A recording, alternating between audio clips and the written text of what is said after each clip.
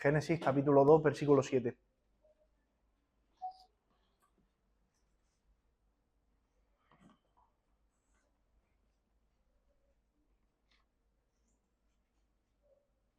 ¿Tenemos? Amén. Entonces el Señor formó al hombre del polvo de la tierra y sopló en su nariz aliento de vida, y fue el hombre un ser viviente. Y el Señor plantó un huerto en Edén, al oriente, y puso allí al hombre que había formado. Y el Señor hizo nacer de la tierra todo árbol delicioso a la vista y bueno para comer. También el árbol de la vida en medio del huerto y el árbol de la ciencia del bien y del mal. Leemos el versículo 15. Dice: tomó pues el Señor al hombre y lo puso en el huerto del Edén, para que labrara y lo guardase. Y mandó el Señor al hombre, diciendo: de todo árbol del huerto podrás comer, mas del árbol de la ciencia del bien y del mal no comerás, porque el día que comieres ciertamente morirás. Amén. Amén. Primeramente vamos a describir una de las características que tenía Adán, que como ya hemos leído, fue formado del polvo de la tierra. Adán es el origen de la humanidad y no hubo otro hombre antes que él. No solamente Dios lo hizo el primer hombre, sino que durante mucho tiempo también fue el único. Fue el primero y además el único por mucho tiempo. Adán recibió el Espíritu directamente en su nariz del soplo de Dios. Y algo que me llama mucho la atención de este texto es que dice que Dios primero formó al hombre y después plantó el huerto. Yo durante mucho tiempo, no sé por qué, había pensado que Adán fue creado ya dentro del huerto, pero no es así. Adán fue creado fuera y como leemos en el verso 15, dice: tomó pues el Señor al hombre y lo puso en el huerto, pero después de haber sido creado. Entonces, no sabemos el tiempo, si fueron minutos, segundos, horas o días, pero Adán vio lo que había fuera.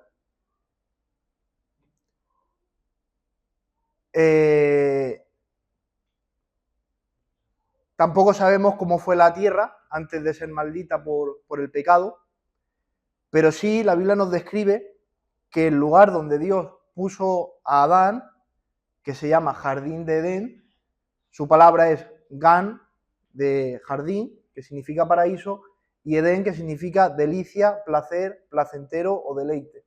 Es decir, seguramente que era un lugar hermoso en extremo. Aun con todo eso, el Señor le da una compañera para que le fuera ayuda, le permitió enseñorearse de todo lo creado y le permitió comer de todo árbol, que dice que era bueno, que tenía un buen aspecto y que seguramente que estarían todas las frutas buenísimas, ¿no? En cuanto a mandamientos, le dio 3 mandamientos. 2 mandamientos positivos y 1 negativo. Los 2 mandamientos positivos de harás son: labrarás la tierra y la guardarás. Y el mandamiento negativo es: no comerás del árbol del conocimiento del bien y del mal.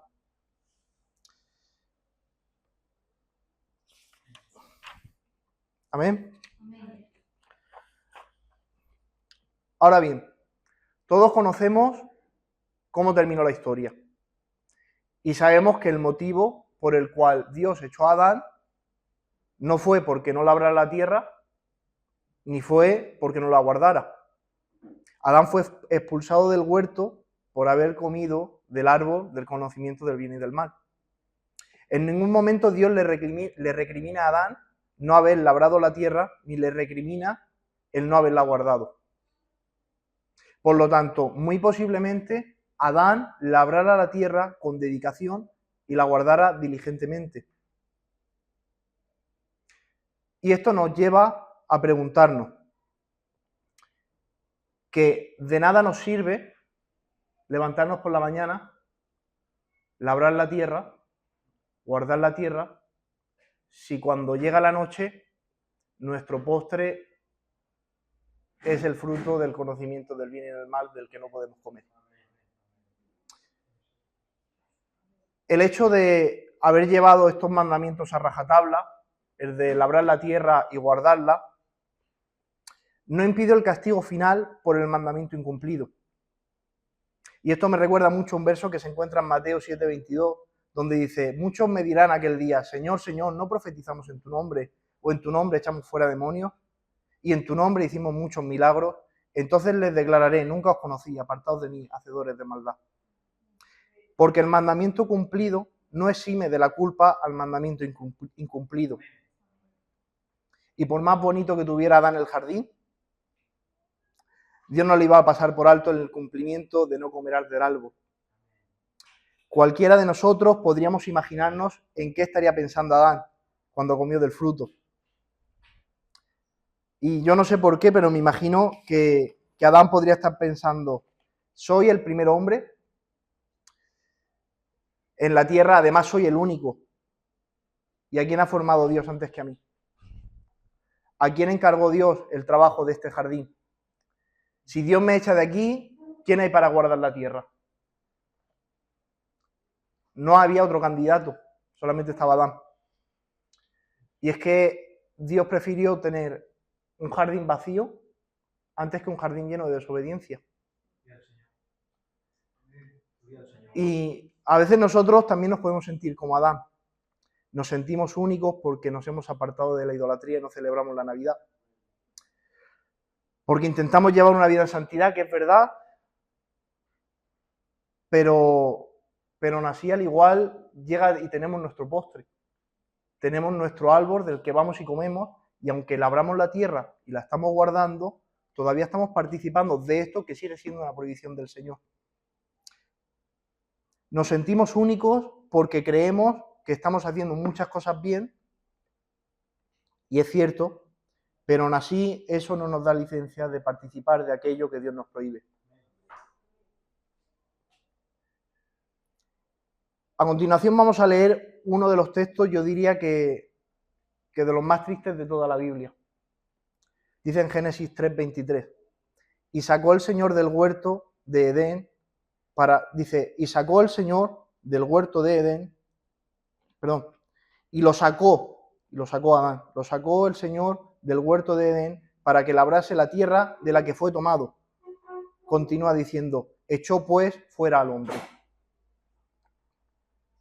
Esta palabra sacó, en hebreo shalach, significa enviar lejos, empujar, despedir, echar, quitar o repudiar. Y la palabra echó significa expulsar de una posesión, específicamente expatriar o divorciar. Si le ponemos cualquiera de estas acepciones al texto, podríamos leer: y empujó el Señor del huerto de Edén, y lo empujó el Señor del huerto del Edén para que labrase la tierra de la que fue tomado, y se divorció el Señor del hombre. Esto es increíble. Y Adán seguro que labraba la tierra bien y la guardaba bien, pero comió del fruto. Y el Señor dice, es que dice el texto, y empujó el Señor del hombre. Empujó el Señor al hombre del huerto del Edén para que labrase la tierra de la que fue tomado, y se divorció el Señor del hombre, dice en su acepción. Pero ahora uno se para a meditar en ese momento en el que el Señor le dice a Adán: fuera. Y quizás Adán diría: pero la tierra que estaba labrando, y el Señor le dijo: fuera. Le dijo: fuera. ¿Imagináis el terror? Tantas cosas que estaba haciendo bien, tanto que había profetizado, tanto que había leído, tanto que había orado, tantas cosas que tuve como pérdida por el Evangelio, pero aún así el Señor te dice: fuera. Labrando la tierra, guardando la tierra, pero fuera. me divorcio de ti, te empujo, dice el texto. No le importó que fuera el primer hombre ni el único. Y expulsó a Adán del huerto. Ahora bien, si Dios, no teniendo otro hombre que labrase la tierra, pudo hacer eso con Adán, ¿qué no podrá hacer con nosotros? Sabemos que el Señor es fiel y continuamente cuando pecamos, Él viene, nos recoge, nos da de su arrepentimiento para que nos acerquemos a Él. Y no solamente eso, sino que Él también se acerca a nosotros y nos abraza. Pero nos imaginamos por un momento que Dios dijera, ya no pongo más arrepentimiento en ti. Sabemos que su misericordia y su bondad es grande. Y pensamos que Dios nunca se va a cansar de poner arrepentimiento en nosotros. Pero ¿se imaginan que eso llega? Dios dice, hasta aquí, ya no hay más arrepentimiento. Y pasamos a formar parte del grupo de los de Hebreos 6. Como dice, porque es imposible que los que una vez fueron iluminados y gustaron el don celestial y fueron hechos partícipes del Espíritu Santo y asimismo gustaron de la buena palabra de Dios y los poderes del siglo venidero y recayeron, sean otra vez renovados para arrepentimiento, crucificando de nuevo para sí mismo al Hijo de Dios y exponiéndole a vituperio.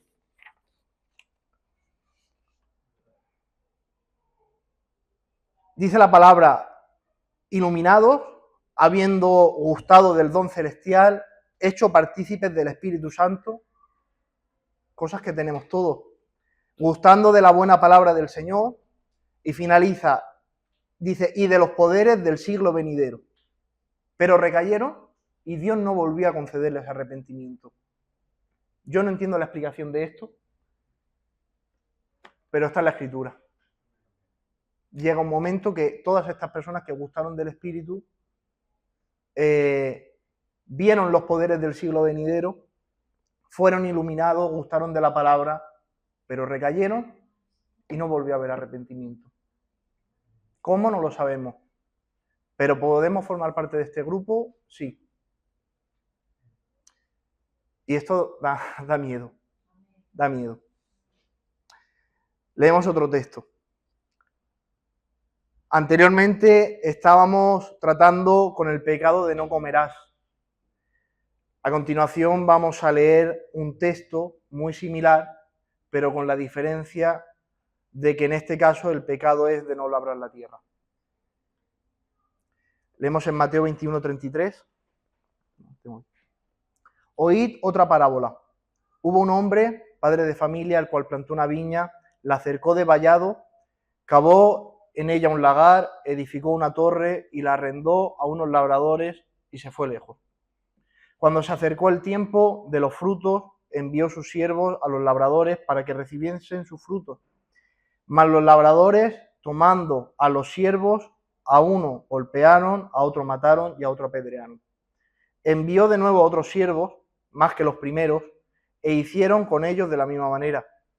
Finalmente les envió a su hijo diciendo, tendrán respeto a mi hijo.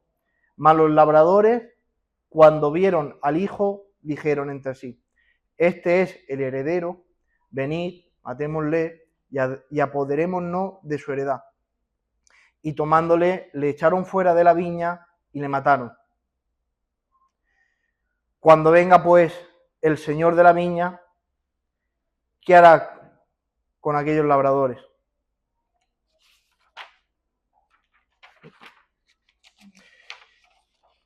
Le contestaron los fariseos que estaban escuchando esta parábola, le dijeron, a los malos destruirá sin misericordia y arrendará su viña a otros labradores que le paguen el fruto a su tiempo. Mas Jesús les dijo, ¿nunca leísteis en la Escritura la piedra que desecharon los edificadores ha venido a ser cabeza de ángulo? El Señor ha hecho esto y es cosa maravillosa. Por tanto os digo que el reino de Dios será quitado de vosotros y será dado a gente que produzca los frutos de él. Leemos en Juan 15 que esa vid verdadera es él. Entonces, esa vid que está hablándose en la parábola, estamos hablando de Yeshua. El Padre nos ha entregado al Hijo para que demos fruto. Si no lo tuviéramos a Él, sería imposible presentar nada, porque solamente podemos dar fruto en Él. Ahora bien, sigue diciendo el texto, que llegado el tiempo de los frutos, el padre de familia envió a sus siervos a recoger el fruto.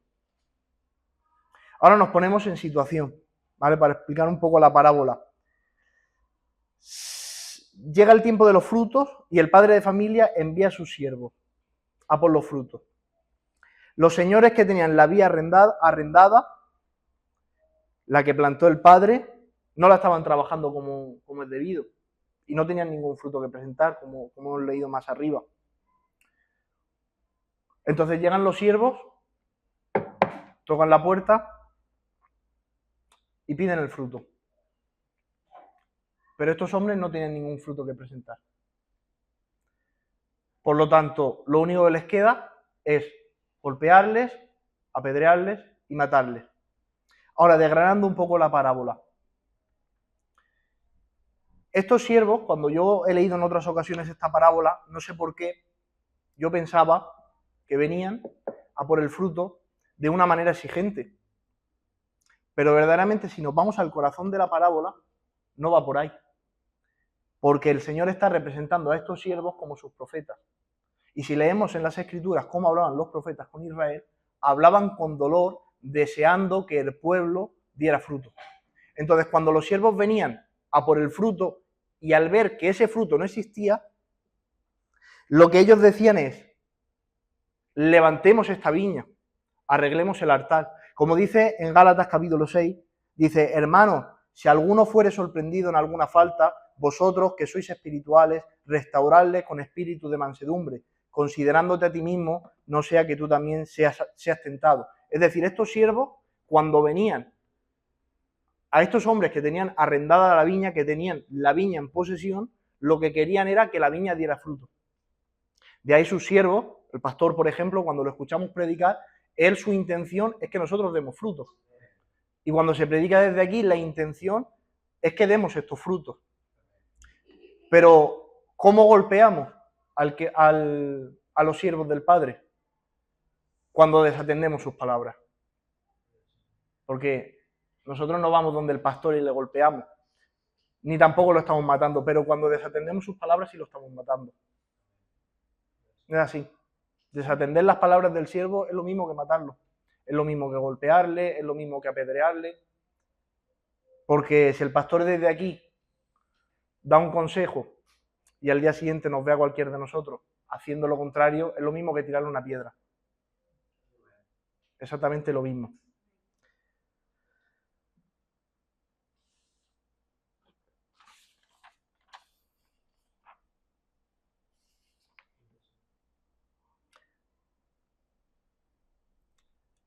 Un segundo.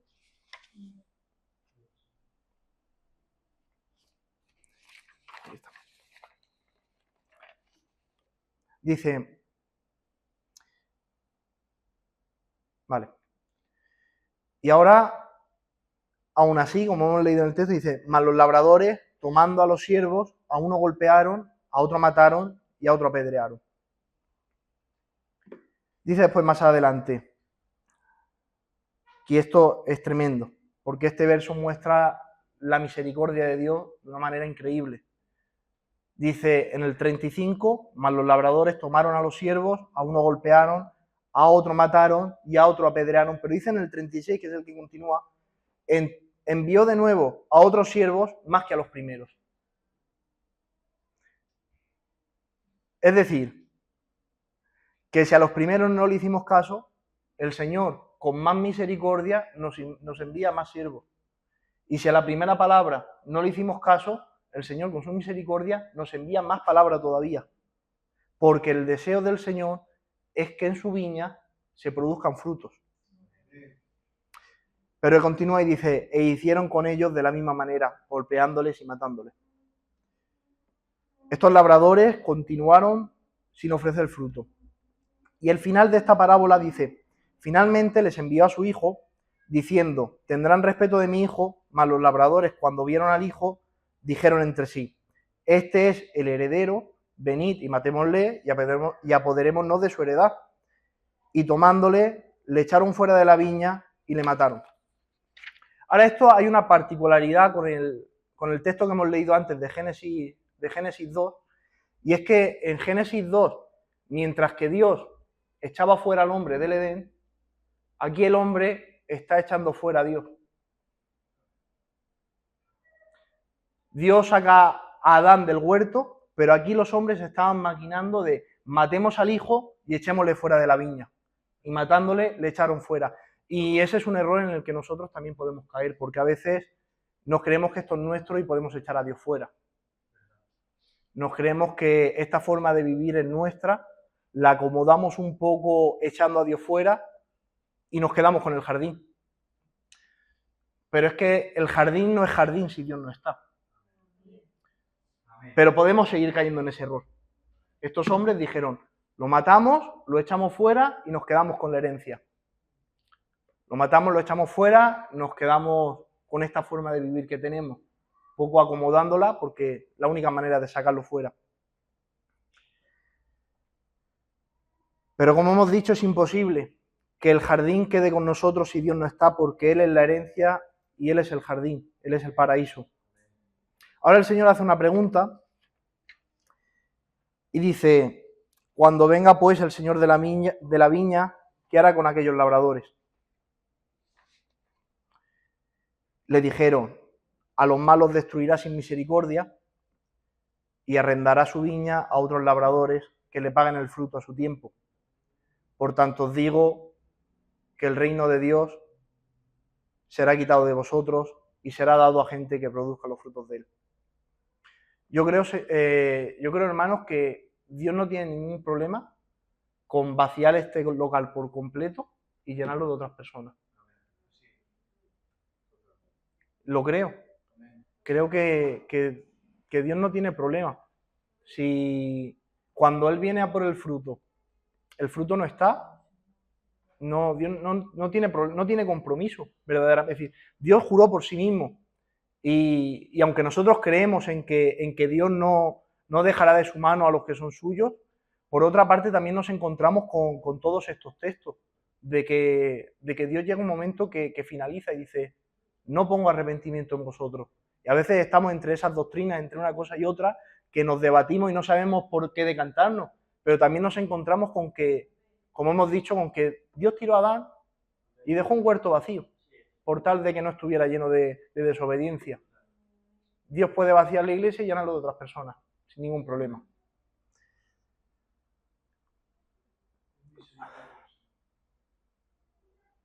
Así que, hermanos, o producimos frutos en Él, o Dios nos puede empujar. Y Dios se puede divorciar de nosotros.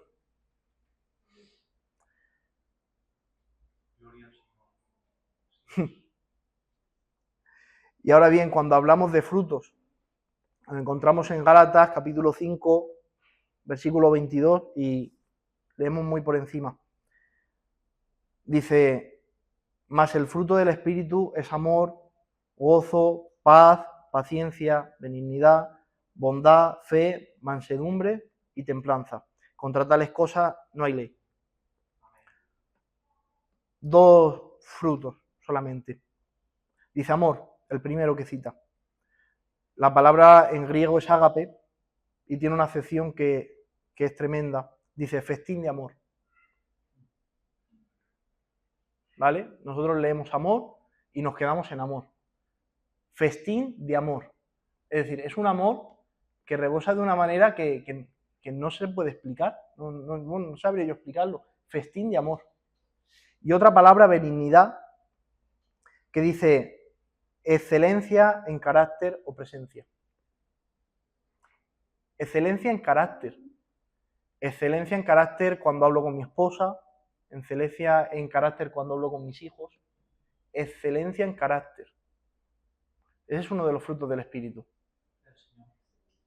Excelencia en presencia. Cuando llegamos a un lugar, que nuestra presencia sea excelente y no hablamos de vestido, ni hablamos de de otras cosas. Hablamos de que nuestra persona, en cuanto a lo que a los mandamientos de Dios corresponde, que seamos excelentes en nuestra presencia, nuestro carácter sea excelente conforme a los caminos del Señor. Y estos frutos del Espíritu me llamaban mucho la atención porque entendemos lo que es el gozo, la paz, el ser paciente, pero tener un carácter excelente me ha sorprendido muchísimo. Tener un festín de amor también me ha sorprendido muchísimo. Y estos son los frutos, entre otros muchos que leemos en las Escrituras, que el Señor demanda de nosotros. Y que cuando Él venga dirá, ¿estáis teniendo este fruto? ¿Estamos amando como corresponde? ¿Gozándonos aún en las tribulaciones? ¿Teniendo paz? ¿Siendo pacientes? Pacientes cuando los hijos no paran, pacientes con todo. Paciente mi mujer conmigo, yo con ella. Teniendo un carácter excelente, teniendo bondad, siendo bondadosos con todo el mundo, teniendo fe, teniendo mansedumbre y templanza, que nada nos pueda mover. Y nada, hermanos, con eso esta es la palabra que tenía. Que tengamos ese temor de que verdaderamente esto no es nuestro, es prestado. Y que si el Señor quiere, vamos, como dice el texto, es un alquiler. Este campo es un alquiler, está arrendado. Y en el momento que nos demos fruto, fuera otro. Dice, será alquilado a gente que produzca fruto. Si no estamos dando fruto, pues seremos echados fuera y vendrá otro que si da fruto, pues se quedará con la viña. Y cuando hablamos de la viña no hablamos de un árbol, estamos hablando de nuestro Señor Jesucristo. Esa es la vid verdadera y ese es el fruto que tenemos que dar. Tenemos entre nuestras manos al Señor y la responsabilidad de dar frutos en Él. Por eso este castigo es tremendo. Estamos hablando de que el Señor nos ha dado a nuestro Señor Jesucristo para que demos frutos en Él y vienen los siervos y no le hacemos caso porque tenemos que ocultar, no hay fruto que dar. Así que nada, hermanos, esta es la palabra y meditemos en ella. ¿Vale? Nada. Shalom a todos.